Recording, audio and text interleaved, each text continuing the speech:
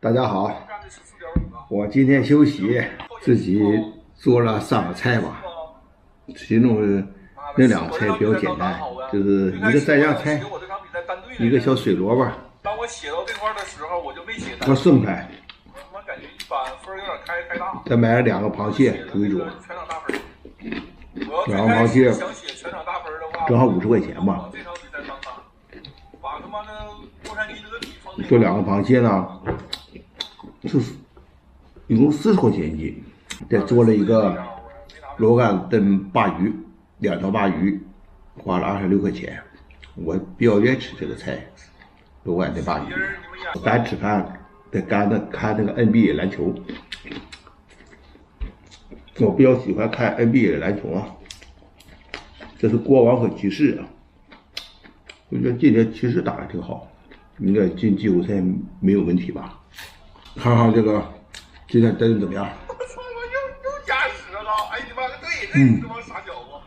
今天的刀鱼挺好，现在吃刀鱼也不算贵，还挺新鲜，还是当地的，特别香。今天在家干了个大活吧，得有1个小时时间了，把卫生间那个灯给改一下。原来那个节能灯镶在棚里老坏，1年最少1次。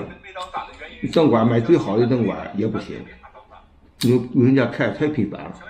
今天早上下大雨吧，要开车给小虎送到学校去了。最近老气短咳嗽，上医院拍了个片儿，中光片，检查肺部也没大问题，有化验血，化验血也没大问题。化验血主要是检查有没有肺堵塞，所以医生建议我再去做一个心脏检查。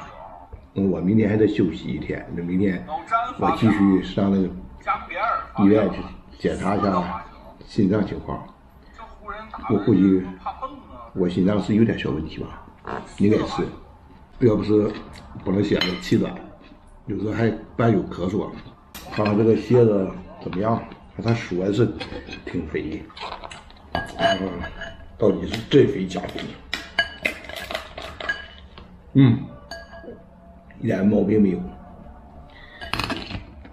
这个螃蟹应该是挺好的。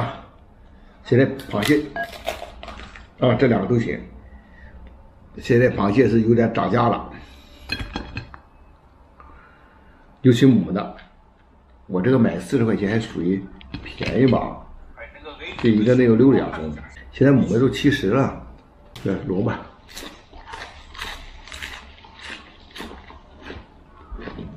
哎呀，所以到岁数身体很重要啊，也很关键的。